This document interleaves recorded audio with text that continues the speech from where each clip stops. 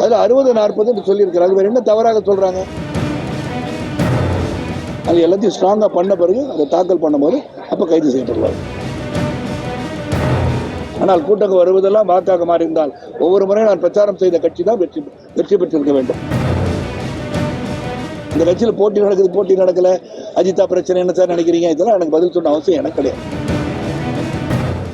தென்னிந்தியாவில் எங்கேயுமே பெரிய லெவலில் மத கலவரங்கள் வந்தது கிடையாது. மத கலவரம் என்று வந்தது இண்டிபெண்டன்ஸ்க்கு அப்புறம் வட இந்தியாவில் நடந்தது. காரணம் என்னன்னா, அப்ப இந்தியா பாகிஸ்தான் பிரிந்த போது பல முறை பல தாக்குதல்கள், அதுக்கப்புறம் இஸ்லாமியர்கள் படையெடுத்து வந்த காலத்துல தான் அந்த மாதிரி பிரச்சனைகள் வந்தது.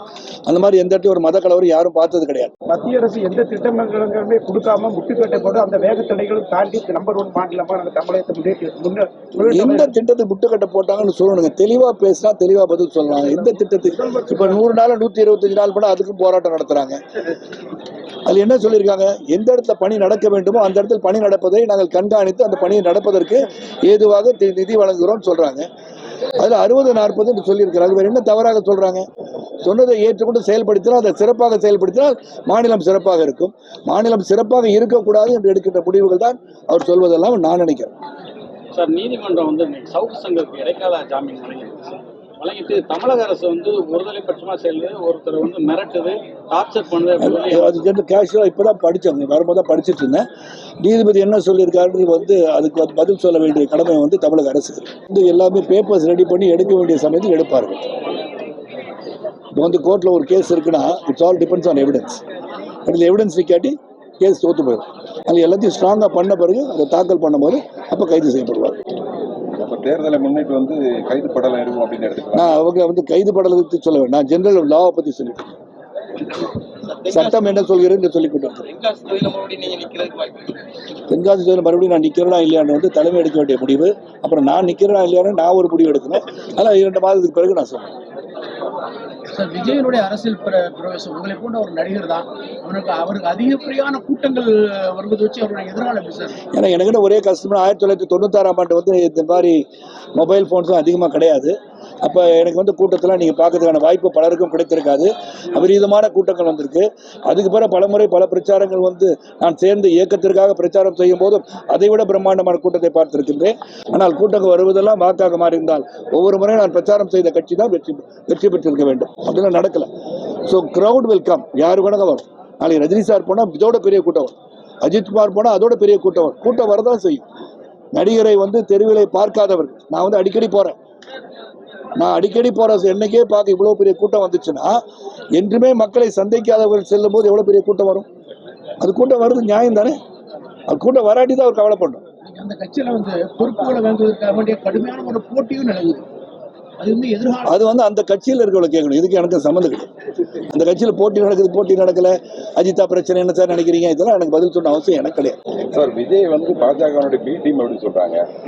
வரக்கூடிய தேர்தலில் சி டீம் இணைஞ்சு பாரதிய ஜனதாவோட இணைஞ்சு போறதுக்கு வாய்ப்பு. இது ஒவ்வொருத்தரையும் தேர்தல் காலத்தில் வரும்போது ஒவ்வொருத்தரும் பி டீம் ஆயிடுவாங்க, சி டீம் ஆயிடுவாங்க, டி டீம் ஆயிடுவாங்க. என்ன டீம்ன்றது சரியாக கூட்டணி அமைந்த பிறகு யார் டீம்னு தெரியும். அப்போ நம்ம அதை பத்தி பேசுவோம். அப்ப விஜய் கூட்டணிக்கு வர்றதுக்கு வாய்ப்பு இருக்கு. யாரு விஜய் எந்த கூட்டணிக்கு வர வாய்ப்பு இருக்கு அப்படின்னு யார் சொன்னா? வாய்ப்பு இருக்குதா? அவர் தான் முதலமைச்சர் ஆகணும் புதுக்குழுலே சொல்லிட்டாருங்க. அப்புறம் மற்றவங்களாம் இவருக்கு கீழே இருப்பாங்களா? எப்படி இருப்பாங்க? என்ன கருத்து கேட்டால் நிச்சயமா யாரும் நிச்சயமாக பாரதிய ஜனதா கட்சி விஜயோட கூட்டணி வைக்க மாட்டாங்க. என்னுடைய கருத்து. அதிமுக பழையபடி ஒன்றுபட்டால் சிறப்பாக இருக்கின்ற கருத்தை நான் பல முறை சொல்லிவிட்டேன்.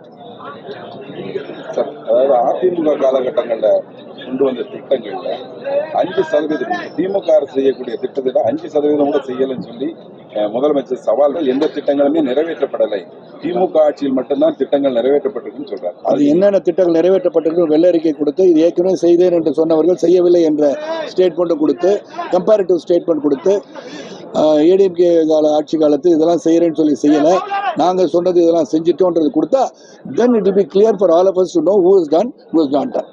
இது இப்படியே சொல்றதுக்காக செய்தி சொல்றது நான் இல்லை. வரக்கூடிய சட்டமன்ற தேர்தலில் பாஜக சார்பில் தென்காசி தொகுதியில் நீங்க போட்டிடுறதா ஒரு தகவல் பரவுவதற்கு காரணம் என்ன? ஏற்கனவே தென்காசி தொகுதியில் நின்று என்னை பொறுத்தவரைக்கும் மனசாட்சிக்கு உட்பட்டு சிறப்பாக சேவை செய்திருக்கிறேன் எனக்கு தெரியும். அதனால் அது வந்து மக்கள் வந்து திரும்பி விரும்புகிறார் என்று சொன்னால் அண்ணா சொல்லணும் என்ன நடக்குதுன்னு தென்காசியில். அதுக்கப்புறம் நான் முடிவு எடுத்தேன். தமிழகத்துல பிஜேபியுடைய வளர்ச்சி எந்த அளவு? சிறப்பாக தான் இருக்குங்க, சிறப்பாக இருக்கு. எப்படி சொல்கிறேன்னா, பேசிக்காகவே மக்கள் வந்து எப்படி, நான் வந்து என்னை பொறுத்த வரைக்கும் இன்றைக்கி ஒரு தேசம் என்று முதலில் பார்க்க வேண்டும். அதான் சொன்னேன் இப்போ பேசும்போது. ஏன்னா இது வந்து கபாடி அங்கே நடக்குது, நம்ம வந்து நீங்கள் பிரஸ் இருக்காங்க இங்கே சொல்கிறேன். ஒரு தேசத்தின் ஒற்றுமை, தேசம் வந்து ஸ்ட்ராங்காக இருக்கணும்னா we need very good leader. இன்றைக்கி ஒரு மிகப்பெரிய ஒரு தலைவனை வைத்துக்கொண்டு இந்த நாடு முன்னேற வேண்டும் என்றால் நாம் அனைவரும் ஒன்றுபட வேண்டும். இந்த தலைவரை வைத்துக்கொண்டு நம் தேசத்தை முதன்மை இடத்தை கொண்டு செல்ல வாய்ப்பு இருக்கும்போது அனைவரும் ஒன்றாக சிந்தித்து சிறப்பாக சிந்தித்து நாட்டிற்கு நல்லது தான் செய்கிறாங்க நம்பினா போகும். we will be number 1 country in the world. அவ்வளோதான் என்னோட உண்மையான கருத்து. தான் இந்த வாசுதேவனோட ஒரு நீண்ட கால கோரிக்கை, விவசாய கோரிக்கை வந்து செம்பகவல்லி அணை உடைப்பு, அது வந்து சரி செய்ய பாரத பிரதமர் கோரிக்கையை வச்சு அதை சரி செய்ய நடவடிக்கை எடுத்தா இந்த சைடு உள்ள விவசாயிகள் வந்து சொல்லலாம். கண்டிப்பாக அதெல்லாம் வந்து கேட்டுட்டு தலைவர் மாவட்ட தலைவர் கேட்டுட்டு என்ன பண்ணணும்னு கேட்டுட்டு அது படி இருந்தால் நிச்சயமாக we will put up the papers.